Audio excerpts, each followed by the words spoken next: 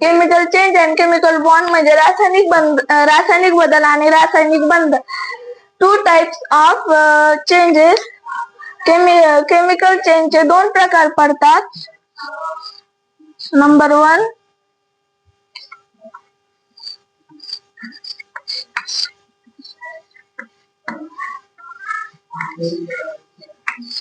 Physical change.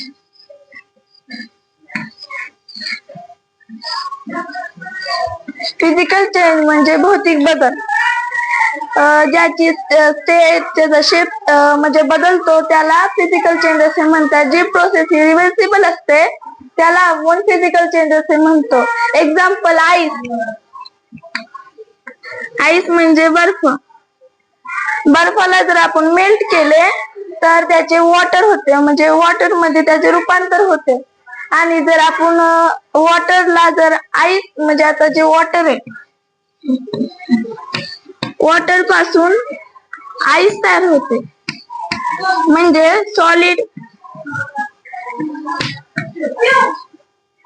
Solid पासून liquid आणि liquid पासून सॉलिड.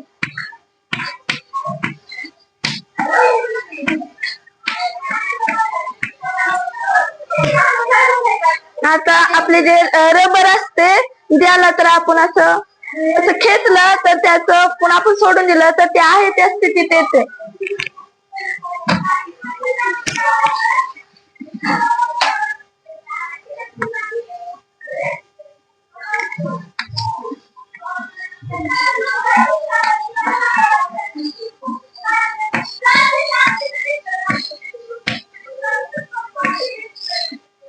केमिकल चेंज म्हणजे रासायनिक बदल.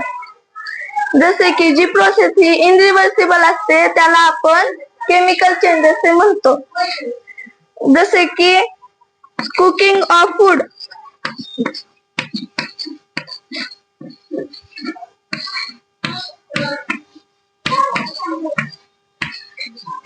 आपली मम्मी जेवण बनवते, मग त्याच्यामध्ये जे घटक टाकलेत मग ते घटक आपण वापस त्यामधून काढू नाही शकत. ती प्रोसेस असते इनरिव्हर्सिबल. आणि आपण जर बर्निंग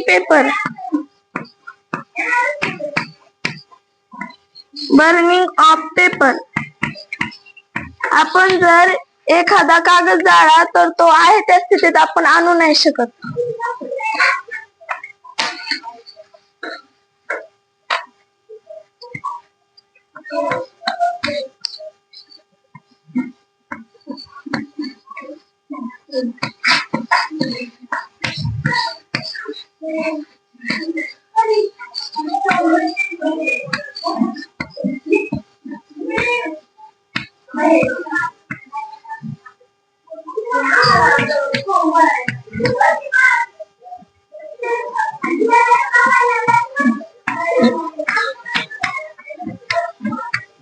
केमिकल चेंज आणि त्याची वर्ड इक्वेशन. आता H2O प्लस O याच्यापासून H2O हा घटक तयार होतो. H2O म्हणजे हायड्रोजन गॅस आणि O म्हणजे ऑक्सिजन. ह्याच्यापासून वॉटर तयार होते. आता जे H2O आणि जे O आहेत हे आहेत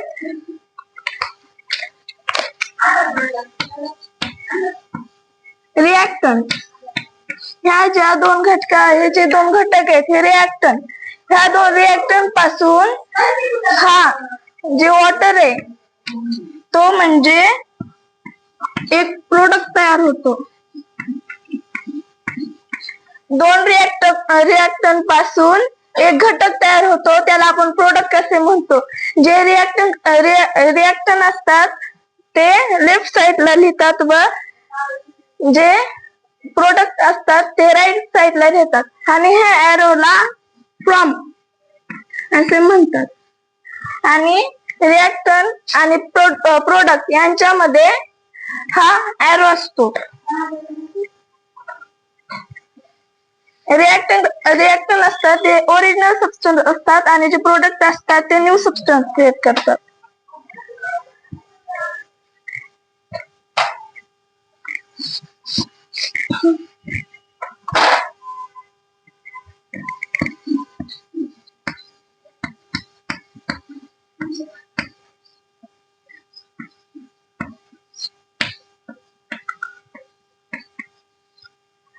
chemical change in every day life. आपल्या दररोजच्या जीवन प्रक्रियेमध्ये काही ना काही बदल होत असतात. ते रासायनिक काही बदल होत असतात. जसे की आपली मम्मी जेवण बनवते, त्यामध्ये जे घटक असतात ते आपण ते सबस्टन्स असतात ते वापस बाजूला नाही काढू शकत. जी कॅन्डल असते, जी मेणबत्ती असते, त्याला तर एकदा वितळवलं तर ते वापस कॅन्डल आपण वापस ती कॅन्डल नाही होऊ शकत. आणि आपल्या इन आवर बॉडी मध्ये, आपल्या ज्या शरीरामध्ये काही केमिकल चेंज घडत असतात. जसे की आपण अन्न खातो, ते आपल्या स्टमच मध्ये जाऊन डायजेस्ट होते. डायजेस्ट होता म्हणजे एखादी गोष्ट डायजेस्ट झाली तर ते वापस त्याचं आपण फूड नाही करू शकत. मग ही पण एक केमिकल चेंज आहे.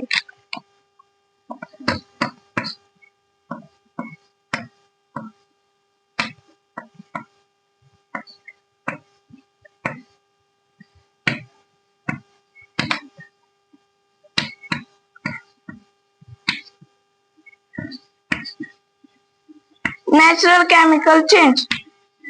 नैसर्गिकरित्या आपल्या काहीतरी रासायनिक बदल होत असतात. जसे की आपलं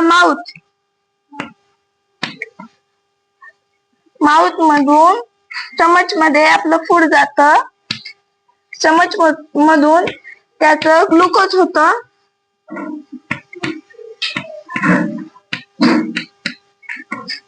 ग्लुकोज पासून ब्लड, आणि ब्लड पासून सेल. आपण जे अन्न खातो ते आपल्या माउथ मधून आपल्या स्टमच मध्ये जाते. स्टमच मध्ये त्याचं ग्लुकोज तयार होते व ग्लुकोज आपल्या ब्लड मध्ये जाते.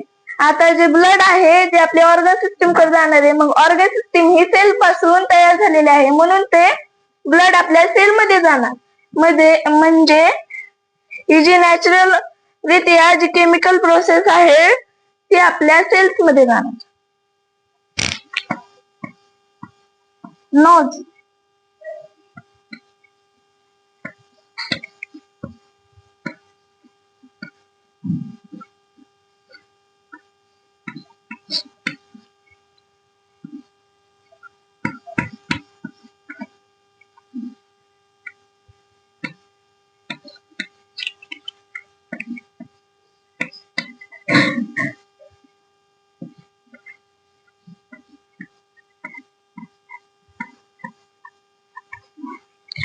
आपण आपल्या नोज मधून एअर घेतो. आपली एअर ही लंग्स कडे जाते. लंग्स आपलं ऑक्सिजन म्हणजे जे प्युअर ब्लड असतं, म्हणजे प्युअर जे एअर असते ती म्हणजे ऑक्सिजन आपल्या ब्लड मध्ये जाणार. ब्लड मधून आपल्या सेल्स मध्ये जाते. म्हणजे सगळी प्रक्रिया ही आपल्या सेल्स मध्ये जाते.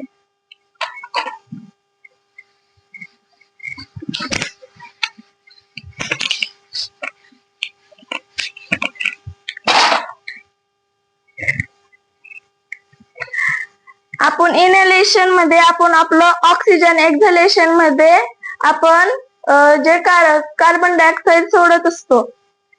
आणि आपली जी वॉटर असते, वॉटर वेपर्स पण सोडत असतो.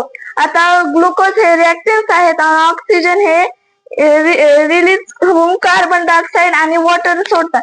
म्हणजे ग्लुकोज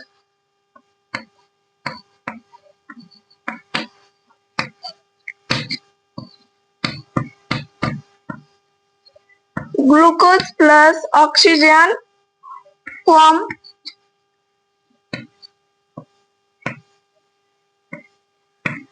कार्बन डायऑक्साईड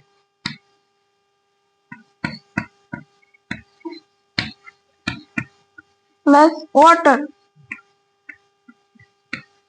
हे दोन्ही रिएक्टंट आहेत. हे ग्लुकोज आणि ऑक्सिजन यांच्यापासून एक प्रोडक्ट तयार होतो, तो म्हणजे कार्बन डायऑक्साईड आणि water.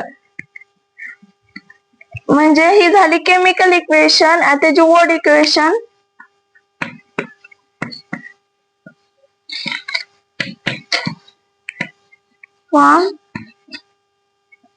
CO2 plus H2O.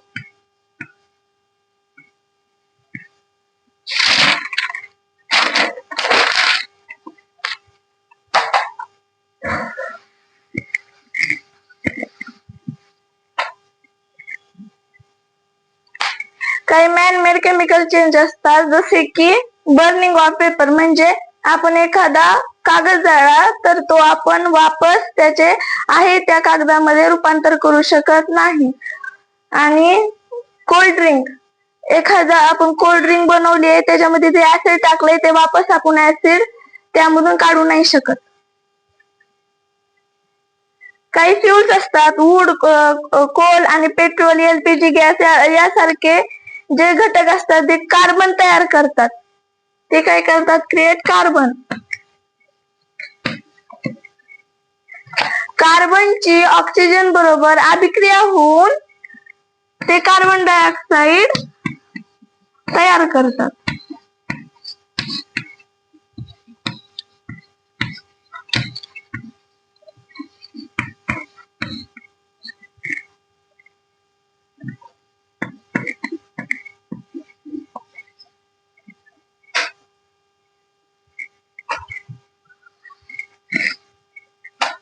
Atom,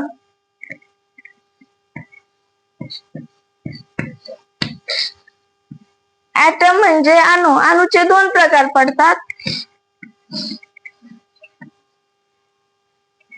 nucleus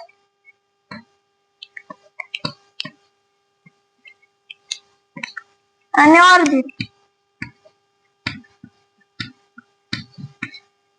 nucleus मध्ये प्रोटॉन,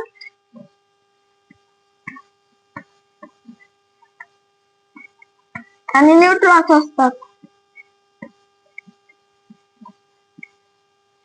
आता जे ऑर्बिट असतं त्याच्यामध्ये इलेक्ट्रॉन असतात.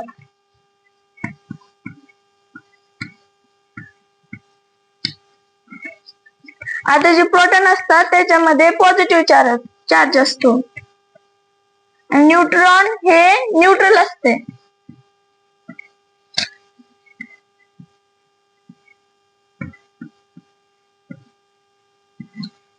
आणि जे इलेक्ट्रॉन्स असतात त्यांच्यामध्ये निगेटिव्ह चार्ज असतो.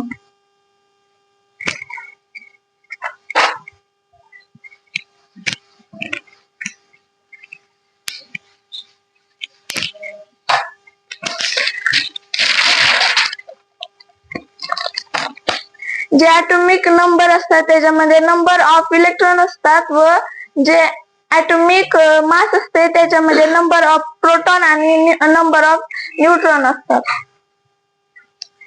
आपले हे एक ऑर्बिट आहे, ह्याच्यामध्ये हा न्यूक्लियस आहे आणि हे ऑर्बिट्स आहेत.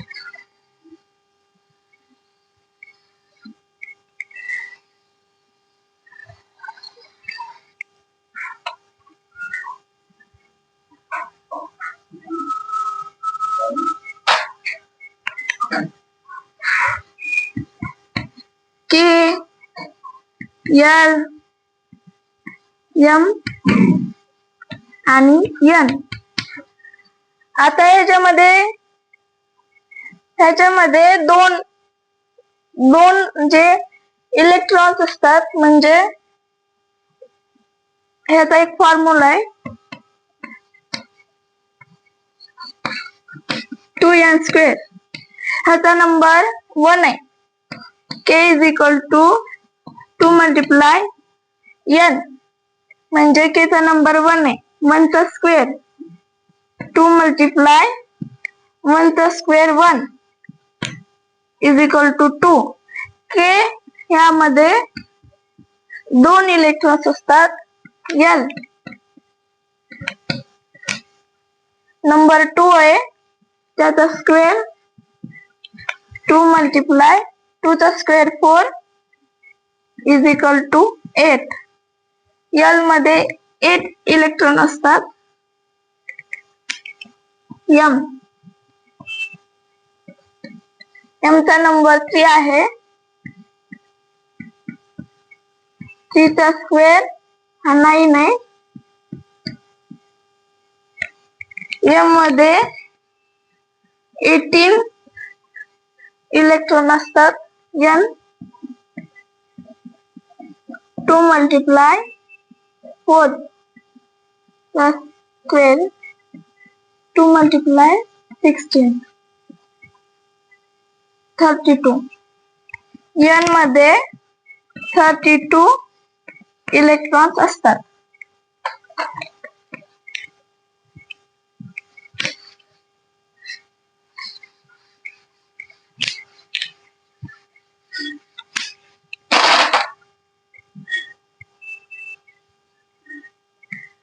Chemical bond.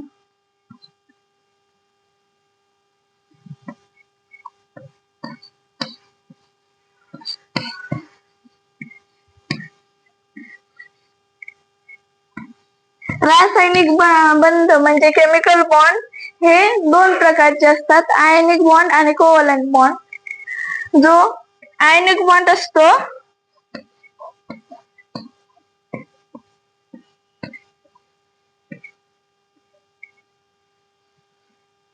हे एकमेकांना इलेक्ट्रॉन देतात, जसे की Na सोडियम, atomic नंबर आहे 11, क्लोराइड 17. आता हा सोडियम आहे,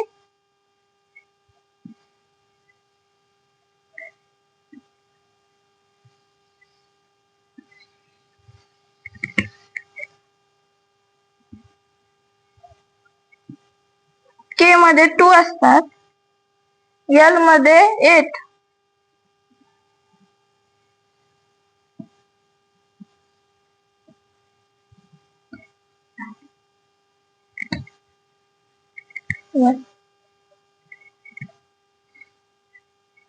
क्लोराइड.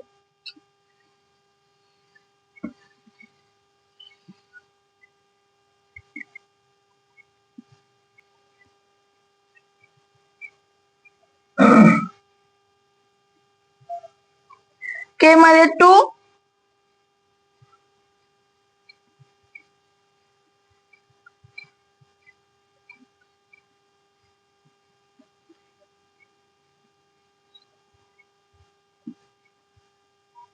एल मध्ये 8,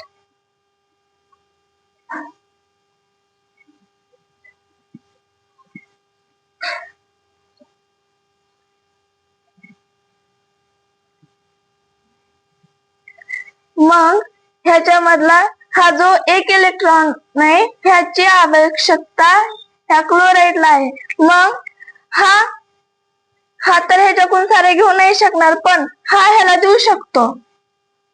मग हा ह्याला त्याचे इलेक्ट्रॉन आहे तो देतो.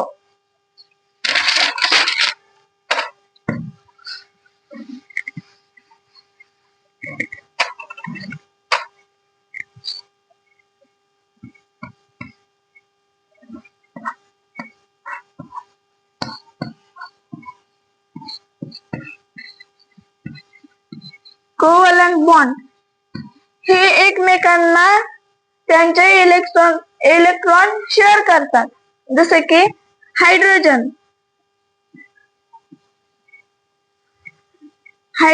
पाशी एकच इलेक्ट्रॉन असतो.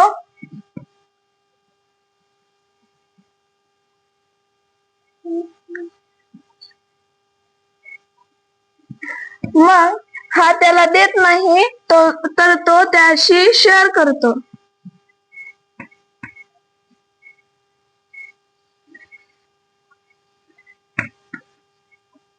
म्हणजे हे दोन्ही पण त्यांचे अस्तित्व संपून देत नाहीत आणि ते दोन्ही एकमेकांना शेअर करतात, एकमेकांना देत नाहीत.